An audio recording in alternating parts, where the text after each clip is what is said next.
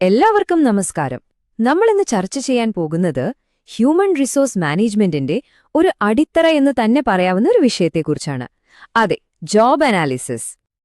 നമ്മളെല്ലാവരും ജോലിക്ക് അപേക്ഷിക്കുമ്പോൾ ഈ ജോബ് ഡിസ്ക്രിപ്ഷൻ കാണാറുണ്ടല്ലോ, അല്ലേ?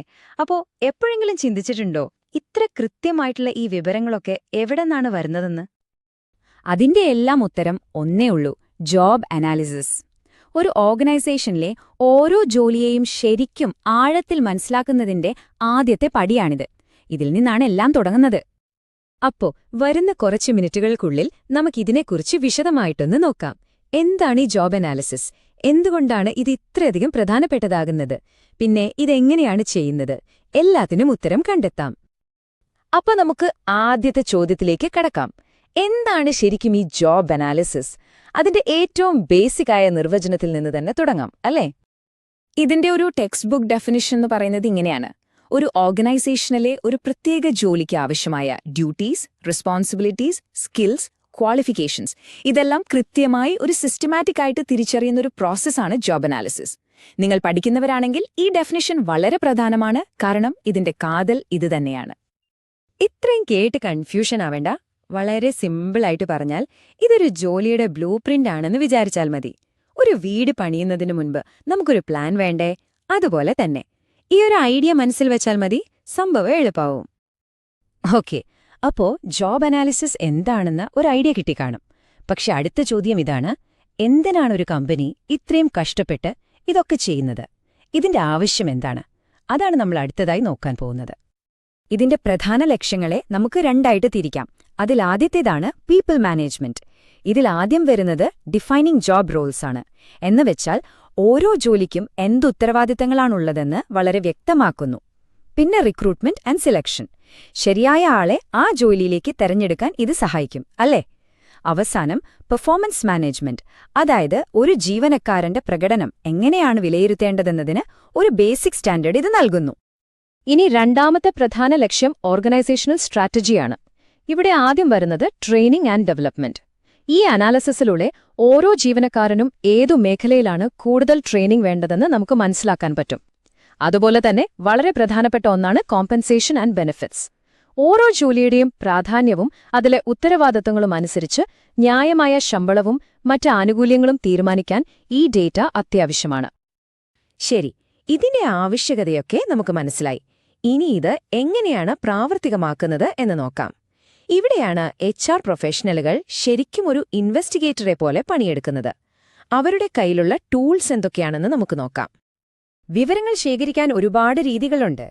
ഉദാഹരണത്തിന്, ജീവനക്കാരുമായി നേരിട്ട് സംസാരിക്കുന്ന ഇന്റർവ്യൂസ്, ഒരുപാട് പേരിൽ നിന്ന് ഒരേ സമയം വിവരങ്ങൾ ശേഖരിക്കാൻ സഹായിക്കുന്ന ക്വസ്റ്റ്യനേഴ്സ് ആൻഡ് സർവേസ്, പിന്നെ ജോലി ചെയ്യുന്നത് നേരിട്ട് നിരീക്ഷിക്കുന്ന ഒബ്സർവേഷൻ എന്ന രീതി.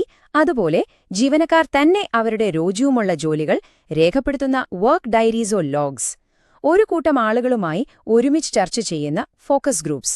ഇതൊക്കെയാണ് സാധാരണയായി ഉപയോഗിക്കുന്ന ചില മെത്തേഡുകൾ. ഒരു ജോബ് അനാലിസിസ് നടത്തുമ്പോൾ അതിന് കൃത്യമായ ഘട്ടങ്ങളുണ്ട്. അതിന്റെ ഏറ്റവും പ്രധാനപ്പെട്ട ആദ്യത്തെ 3 സ്റ്റെപ്പുകളാണ് നമ്മളിവിടെ കാണുന്നത്. സ്റ്റെപ്പ് 1: എന്തിനാണ് നമ്മൾ ഈ അനാലിസിസ് നടത്തുന്നത് എന്ന ലക്ഷ്യം വ്യക്തമാക്കുക, അതായത് ഐഡന്റിഫൈ ദ പർപ്പസ്. സ്റ്റെപ്പ് 2: ഏത് ജോലികളാണ് നമ്മൾ വിശകലനം ചെയ്യാൻ പോകുന്നത് എന്ന് തിരഞ്ഞെടുക്കുക. Select the jobs to analyse. Step 3: ഈ വിവരങ്ങൾ ശേഖരിക്കാൻ ഏത് രീതിയാണ് ഏറ്റവും അനുയോജ്യമെന്ന് തീരുമാനിക്കുക. Choose the methodology. ഈ ഒരു തുടക്കം ശരിയായാൽ തന്നെ പകുതി ജോലി കഴിഞ്ഞു. അപ്പോൾ ഈ പ്രോസസ് എല്ലാം കഴിഞ്ഞ് നമുക്ക് കിട്ടുന്ന ഏറ്റവും പ്രധാനപ്പെട്ട ഔട്ട്പുട്ട് എന്താണ്? അതാണ് ജോബ് ഡിസ്ക്രിപ്ഷൻ. ഈ ജോബ് ഡിസ്ക്രിപ്ഷൻ എങ്ങനെയാണ് ഉണ്ടാക്കുന്നതെന്ന് നമുക്ക് അതിന്റെ ഓരോ ഭാഗങ്ങളായിട്ട് ഒന്ന് നോക്കാം. ഏതൊരു ജോബ് ഡിസ്ക്രിപ്ഷനും തുടങ്ങുന്നത് അതിന്റെ ജോബ് ടൈറ്റിലിൽ നിന്നായിരിക്കും. ഉദാഹരണത്തിന്, സീനിയർ മാർക്കറ്റിംഗ് മാനേജർ എന്നോ മറ്റോ. അതിന് തൊട്ടു താഴെ ആ ജോലിയുടെ ഒരു ചെറിയ സംഗ്രഹം, അതായത് ജോബ് സമ്മറി ഉണ്ടാകും. ഒറ്റനോട്ടത്തിൽ ആ റോളിന്റെ പർപ്പസ് എന്താണെന്ന് മനസ്സിലാക്കാൻ ഇത് സഹായിക്കും. ഇനിയാണ് ഏറ്റവും പ്രധാനപ്പെട്ട ഭാഗം: ഡ്യൂട്ടീസ് ആൻഡ് റെസ്പോൺസിബിലിറ്റീസ്.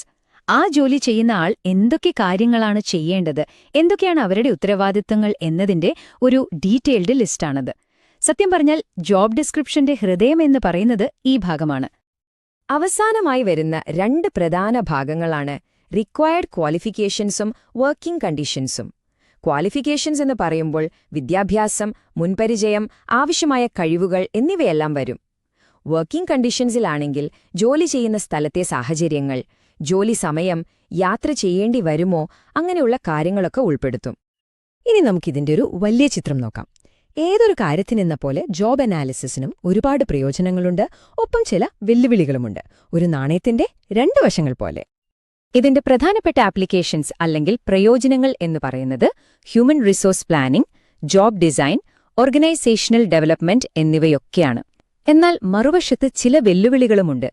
ഇന്നത്തെ കാലത്ത് ജോലികളുടെ സ്വഭാവം വളരെ പെട്ടെന്നാണ് മാറുന്നത്. അതാണ് ഡൈനാമിക് ജോബ് റോൾസ്.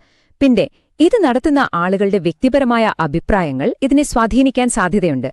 അതിനെയാണ് സബ്ജക്റ്റിവിറ്റി എന്ന് പറയുന്നത്. പോയാത്തതിന് ഇതൊരു റിസോഴ്സ് ഇന്റൻസീവ് പ്രോസസ്സാണ്. അതായത് ഒരുപാട് സമയവും പണവും ഇതിനാവശ്യമായി വരും. ഈ വെല്ലുവിളികളൊക്കെ ഉണ്ടെങ്കിലും ഒരു ഓർഗനൈസേഷന് ജോബ് അനാലിസിസ് ചെയ്യുന്നതുകൊണ്ടുള്ള നേട്ടങ്ങൾ വളരെ വലുതാണ്. ശരിയായ ആളെ തിരഞ്ഞെടുക്കാൻ സഹായിക്കുന്ന എൻഹാൻസ്ഡ് റിക്രൂട്ട്മെന്റ്, ജീവനക്കാരുടെ പ്രകടനം മെച്ചപ്പെടുത്തുന്ന ഇംപ്രൂവ്ഡ് എംപ്ലോയി പെർഫോമൻസ്, ഭാവിയിലെ ലീഡർഷിപ്പ് റോളുകളിലേക്ക് ആളുകളെ കണ്ടെത്താൻ സഹായിക്കുന്ന എഫക്റ്റീവ് സക്സഷൻ പ്ലാനിംഗ്, പിന്നെ നിയമപരമായ പ്രശ്നങ്ങൾ ഒഴിവാക്കാനുള്ള ലീഗൽ കംപ്ലയൻസ്, അങ്ങനെ ഒരുപാട് ഗുണങ്ങളുണ്ട്. നമ്മൾ ഇത്രയും നേരം സംസാരിച്ച കാര്യങ്ങളെല്ലാം ഈ ഒരു വാക്യത്തിലൊതുക്കാം. Job analysis is a vital process that underpins effective human resource management by providing clarity on job roles, responsibilities, and requirements. അതായത് ഒരു ജോലിയെക്കുറിച്ച് കൃത്യമായ വ്യക്തത നൽകി HR മാനേജ്മെന്റിന് ശക്തമായ ഒരു അടിത്തറ നൽകുന്ന ഏറ്റവും പ്രധാനപ്പെട്ട ഒരു പ്രക്രിയയാണിത്. ഓക്കെ, അപ്പോൾ പോകുന്നതിനു മുൻപ് ഞാൻ നിങ്ങൾക്കായി ഒരു ചോദ്യം തരികയാണ്. ആർട്ടിഫിഷ്യൽ ഇന്റലിജൻസും ഓട്ടോമേഷനുമൊക്കെ നമ്മുടെ ജോലികളെ മാറ്റിമറിച്ചുകൊണ്ടിരിക്കുകയാണല്ലോ. അപ്പോൾ ഈ ജോബ് അനാലിസിസ് എന്ന പ്രക്രിയയ്ക്ക് ഭാവിയിൽ എന്തു മാറ്റങ്ങളായിരിക്കും വരാൻ പോകുന്നത്? ഇതിനെക്കുറിച്ചൊന്ന് ആലോചിച്ചു നോക്കൂ. അടുത്ത തവണ കാണാം.